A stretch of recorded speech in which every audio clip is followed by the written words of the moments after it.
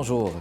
C'est avec plaisir qu'on accueille aujourd'hui chez Agora Madame Suzanne Kemenang, éditrice, auteure, conférencière et entrepreneur originaire du Cameroun.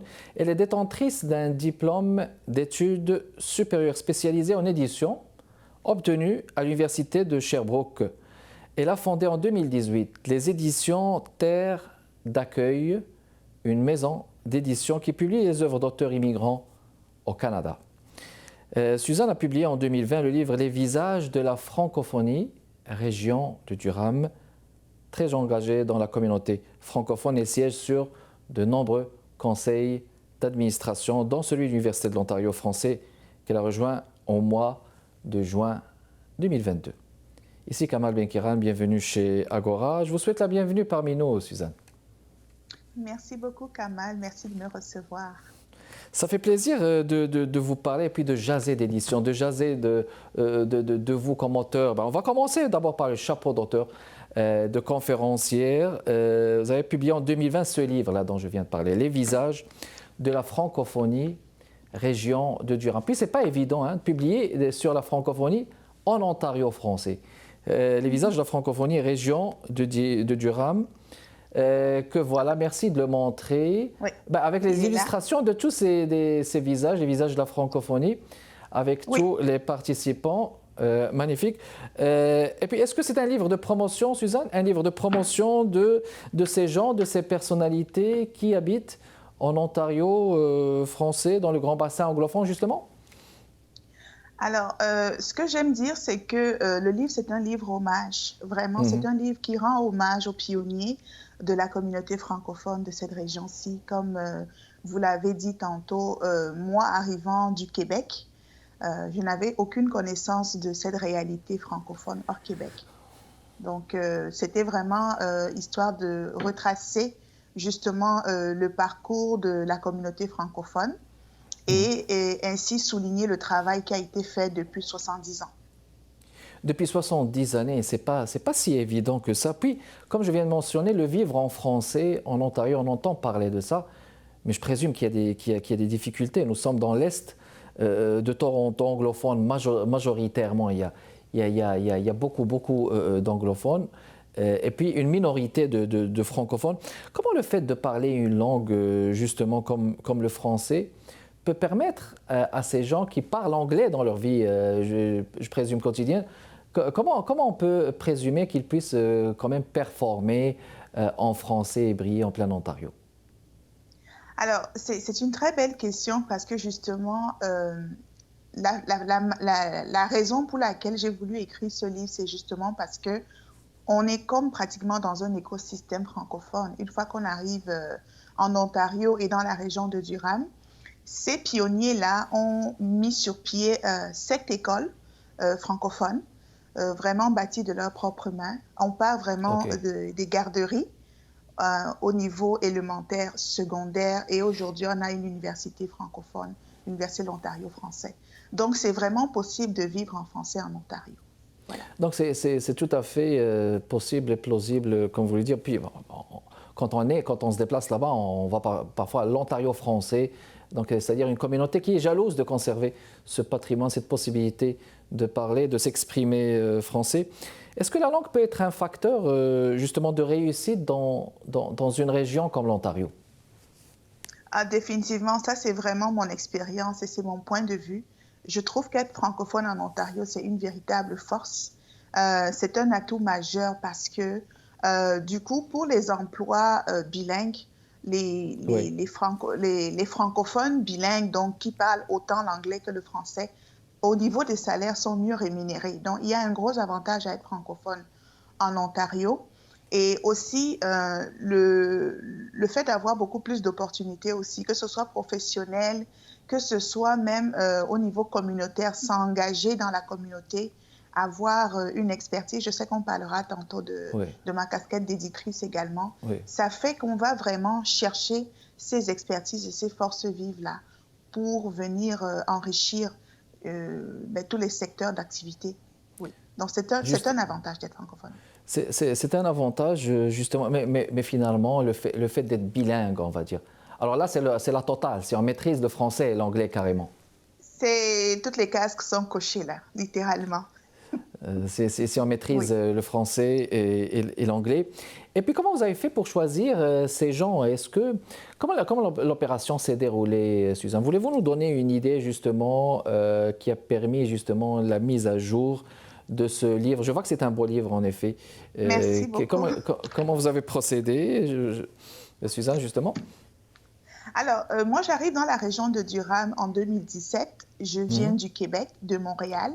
Et lorsque je m'installe ici, mes enfants sont tout de suite inscrits dans des écoles francophones et je trouve un emploi en français dans un organisme francophone. Alors, évidemment, comme je dis, l'éditrice en moi, je vois des livres partout. Donc, je commence à me questionner justement sur pourquoi est-ce qu'on ne parle pas de ces personnes? Pourquoi est-ce qu'on ne parle pas Pour moi, c'était extraordinaire, en fait, parce que en quittant le Québec, on m'a dit, tu vas recommencer à zéro, c'est une nouvelle immigration. Mais je n'ai pas eu un problème de transition et d'intégration. Alors, j'ai contacté des personnes de la communauté, des personnes que je connaissais déjà, qui m'ont donné quelques noms. Évidemment, pour moi, c'était important d'avoir des bâtisseurs. Je ne voulais pas juste avoir des personnes qui s'étaient impliquées. Je voulais avoir vraiment des pionniers. Et quand j'ai eu ma première liste qui comptait à l'époque 12 noms, là, on est à peu près en 2019. Ma liste comptait 12 noms. J'avais déjà fondé la maison d'édition. J'ai commencé à approcher ces personnes pour leur parler de mon projet. Et en leur donnant les noms que moi, j'avais reçus, ils m'ont aidé à ajuster en fait ma liste. Soit à compléter, soit en me disant que cette personne n'a pas vraiment été très impliquée, mais cette personne, il faudrait parler d'elle absolument. Et c'est comme ça qu'en janvier 2020, je commence le projet. C'était une série d'entrevues que j'ai passées. Alors, ils sont 20, c'est 20 personnes dans le livre. J'ai passé une série d'entrevues. Covid est arrivé, j'ai continué mes entrevues par téléphone. Et le livre est sorti au mois de décembre 2020. Donc, en gros, j'ai fait à peu près 10 mois, 11 mois en tout et pour tout pour sortir le livre. Même avec les circonstances de la Covid, ce n'est pas si évident que ça. Puis ça envoie des signaux, ça envoie des signaux pour les gens qui aimeraient s'installer. C'est-à-dire qu'en étant bilingue, en maîtrisant les langues, on peut y arriver en Ontario. Et ce livre, c'est une preuve vivante. Donc on va faire une pause et on vous revient dans les prochaines minutes, mesdames et messieurs. Restez avec nous.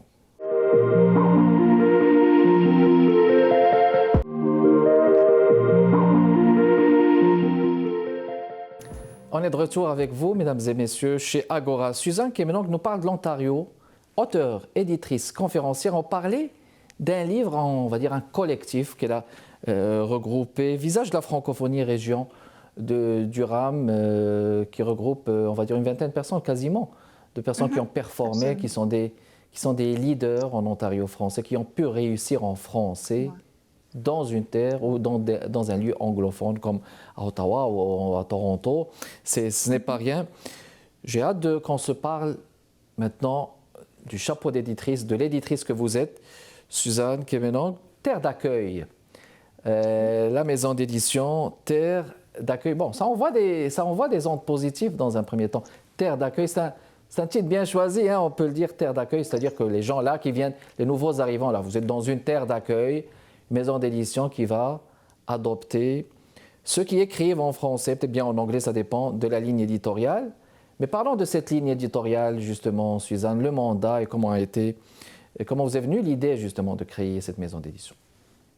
Bien, merci déjà pour les compliments concernant le nom. Avant de répondre à cette question, une chose que je tiens à mentionner, c'est que toutes les personnes qui sont sur le livre ici sont des personnes qui sont venues d'ailleurs. Donc, quand on parle justement de terre d'accueil, quand on parle d'immigration, je voulais aussi démontrer que ce sont des personnes qui viennent d'ailleurs souvent, qui ont justement cette partie de contributeurs dont on ne parle pas souvent. Et donc, que ce soit des personnes qui viennent du Québec, que ce soit des personnes qui viennent de France, on a aussi des gens qui viennent d'Afrique ou alors de l'océan Indien. Ce sont ces personnes, en fait, qui ont réussi à bâtir la communauté francophone de la région de Durham. Magnifique, merci de le mentionner. Oui. Excellent, parfait. Alors, pour revenir à la maison d'édition, alors Terre d'accueil, je pense que le choix du nom vient juste du fait que je me suis sentie quelque part à la maison ici en Ontario. J'ai adopté la province, j'ai adopté aussi ses défis en tant que francophone. Et l'idée, en fait, derrière la terre d'accueil, c'est déjà, comme la devise le dit, parce qu'on vient tous de quelque part, Oui. de démontrer vraiment que des personnes qui viennent d'ailleurs peuvent apporter une touche particulière justement dans leur société d'accueil. Et évidemment, dans le milieu de l'édition, on compte les auteurs qui viennent d'ailleurs, mais qui ont justement ce plus qu'ils apportent au niveau de la littérature ou de l'univers littéraire au Canada. Donc, en parcourant justement le site, j'ai eu l'impression dans un premier temps qu'on parle un peu de développement personnel, de coaching, mais il y a quand même un peu de tout, pas juste ça. Mais l'enjeu, et puis je trouve que le défi que j'apprécie, c'est de pouvoir bâtir une maison d'édition pour les gens en Ontario qui écrivent en français. Ce n'est pas si évident que ça. Comment est-ce que vous avez construit votre ligne éditoriale, Suzanne, justement? Alors, juste petit rectificatif, la maison est basée en Ontario, mais on publie les auteurs partout au Canada. Donc, oui. on n'a pas cette identité ontarienne, mais on est basé en Ontario. Canadienne, on est une maison d'édition canadienne, oui. Voilà. Alors, c'est sûr qu'au départ, pour moi, quand je pensais aux immigrants, étant moi-même immigrante, on a des choses à dire, on a des parcours des fois, et je voulais vraiment plus axer la ligne éditoriale, les titres sur tout ce qui était justement développement personnel, biographie, et également les guides pratiques, dont les livres de cuisine, ce qu'on a fait, ce qu'on est en train de faire. Mais plus on avançait on se faisait connaître, les auteurs qui nous approchaient, ils trouvaient ça dommage justement qu'ils n'avaient pas aussi cette plateforme-là pour écrire des romans, pour écrire des poésies. Et on a lancé 2 collections cet hiver. Une collection pour les romans et les nouvelles et une collection pour la poésie. Donc, la collection de romans et nouvelles s'appelle Motema. En lingala, ça veut dire le cœur ou alors le courage. Et puis, la collection de poésie s'appelle Empreinte. Voilà.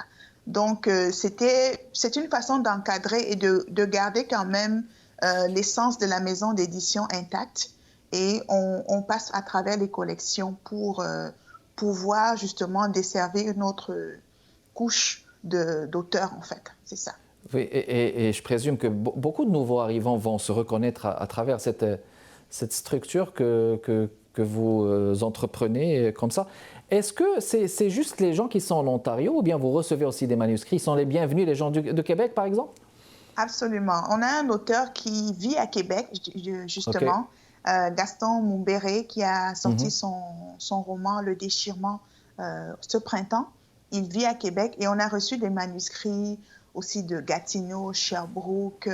Donc, c'est vraiment ouvert à toute personne immigrante qui vit au Canada. Oui.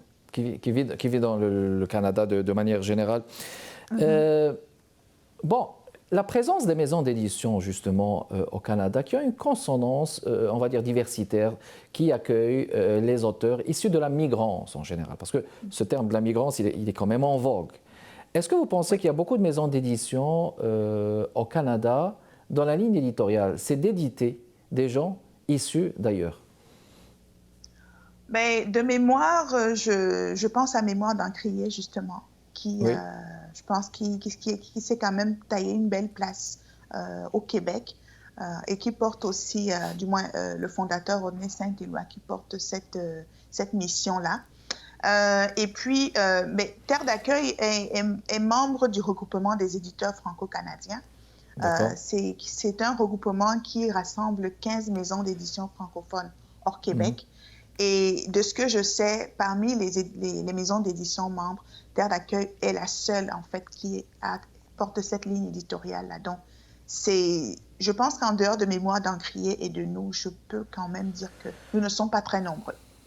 Il n'y en a pas beaucoup. Peut-être qu'il y en avait avant. Moi, j'ai en mémoire Humanitas qui était à Montréal. Bon, ça je pense que ça n'a pas duré. Mais ça existe, j'imagine. Puis, donc, comme vous dites, il n'y en a pas beaucoup. Mais bon, à parcourir votre site, c'est déjà quelque chose de voir que vous continuez à entreprendre. Ce n'est pas si évident de ça. Mais on va parler aussi des subventions, des difficultés. On va le faire éventuellement après cette pause, mesdames et messieurs. Notre invitée d'aujourd'hui, Suzanne Kemenang chez Agora. Restez avec nous, on vous revient dans les prochaines minutes.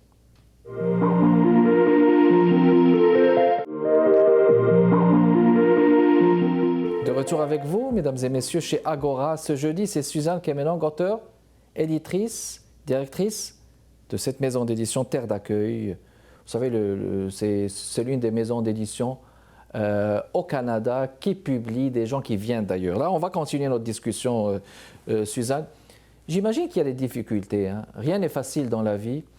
Voulez-vous nous parler des enjeux que vous rencontrez chaque jour en étant éditrice? C'est quoi les difficultés généralement? Alors, c'est sûr que la première difficulté, c'est déjà le fait d'être connu, de se faire connaître. Et je pense que la maison d'édition aujourd'hui a 4 ans. Et les 3 premières années, je dirais, c'était vraiment plus ça qui était important, c'est de se faire connaître, de participer à des événements littéraires et de faire parler de nous. Alors maintenant que ça c'est fait, évidemment, le nerf de la guerre, c'est l'argent, le financement. Pour avoir accès au financement, il faut avoir déjà publié des titres. Et pour publier des titres, il faut avoir de l'argent. Donc, c'est un peu compliqué. Il faut avoir publié combien de titres? Selon les bailleurs de fonds, je dirais qu'avec le Conseil des arts du Canada, on est à peu près entre 3 et 4 titres. 3 et 4 titres qu'il faut publier souvent de son propre argent. Hein. C'est pour oui, très souvent. C'est surtout qu'en plus, moi, quand j'ai commencé à publier en 2020, c'était en pleine pandémie. Les banques, c'est pas toujours ça, avoir des prêts, c'est pas évident. Et ensuite, un autre gros défi pour moi en ce moment, c'est de trouver un distributeur pour que nos titres soient en librairie. Un diffuseur. Oui, distributeur et diffuseur en fait, qui mettrait les titres en librairie. Donc, c'est vraiment là où il faut... Bon, le RFC est là aussi pour nous appuyer, pour nous accompagner dans cette recherche-là, et d'autres collègues éditeurs également. Mais c'est vraiment à partir de ce moment qu'on peut dire que les choses vont commencer à bien aller. Parce que, dépendamment de ce contrat-là, je pourrais avoir accès justement à certaines subventions. Donc là, je comprends que le problème de la distribution et de la diffusion est vraiment posé. Est-ce que c'est vraiment le problème majeur? Rendu au jour d'aujourd'hui, oui, pour moi. Oui, parce que ça va permettre vraiment de débloquer beaucoup de situations. Là, nous sommes déjà à 8 titres. On a prévu 3 titres cet automne. Donc, en termes de quotas, de nombre de publications, on les a. En termes de visibilité, on commence à en avoir parce que le fait d'avoir rejoint le RFC, le fait d'avoir publié des auteurs aussi connus, ça nous donne une certaine crédibilité. Mais on a besoin d'un petit peu plus. On a besoin d'avoir un distributeur pour que nos livres soient en librairie et également pour nous permettre de financer d'autres projets. Parce que les manuscrits ne manquent pas, on en reçoit régulièrement. Oui, mais vous venez de parler justement de l'argent qui est le nerf de la guerre et puis les subventions, ça permet aux éditeurs d'aller de l'avant avec leurs livres, avec les titres qu'ils ont déjà programmés. Vous avez parlé de Conseil des arts du Canada, mais il y a d'autres bailleurs de fonds. La SODEC, je pense, est-ce que vous avez approché ce genre de bailleurs de fonds parce qu'il y a d'autres structures aussi sur le livre, juste pour pouvoir sonder ces difficultés. Parce que, bon, on parlait tout à l'heure, il n'y a pas beaucoup de maisons d'édition, mais à un moment donné, il faut juste faire un diagnostic autour de la question. Oui. Alors, la SODEC, c'est essentiellement c'est provincial, c'est pour les auteurs au Québec. C'est provincial, tout à fait. Les éditeurs au Québec. Mais nous, on a le pendant ici, qui est le Conseil des arts de l'Ontario. On a le Conseil des arts de l'Ontario, le Conseil des arts du Canada, avec le volet édition. On a également un autre bailleur de fonds qui s'appelle Ontario Créatif. Et on a évidemment le Fonds du livre du Canada avec Patrimoine canadien. Évidemment, pour le Fonds du livre du Canada, c'est beaucoup plus encadré encore. Il faudra avoir jusqu'à 12 titres et avoir fait un certain chiffre d'affaires. Donc, pour le moment, ce n'est pas encore possible, malheureusement. Mais j'ai contacté tous ces organismes. Je suis allée dans leur ligne directive et il manque des bouts, en fait, pour que je puisse aller de l'avant. Mais c'est déjà un cheminement, j'allais dire, tout à votre honneur, parce que bon, les difficultés sont là, mais il faut continuer. Je veux juste un mot de vous, Suzanne, sur les auteurs issus des communautés culturelles. Est-ce que vous pensez qu'ils sont bien desservis au Canada par les maisons d'édition? Comment est-ce que vous, de votre point de vue d'éditrice, vous voyez la chose? Pensez-vous que ces auteurs sont satisfaits de publier au Canada ou non? C'est sûr déjà que il faudrait que, que les manuscrits qu'ils soumettent aux maisons d'édition soient alignés avec les lignes éditoriales. C'est déjà ça la première chose.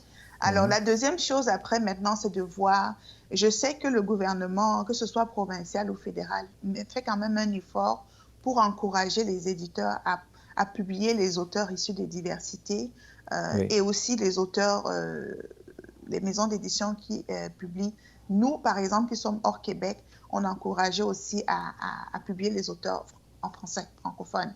Donc, je pense que dépendamment aussi du niveau de la ligne éditoriale, qu'est-ce que l'éditeur recherche concrètement et est-ce que ces populations-là ont la capacité justement de... Est-ce que ça rentre en droite ligne avec ce que l'éditeur recherche?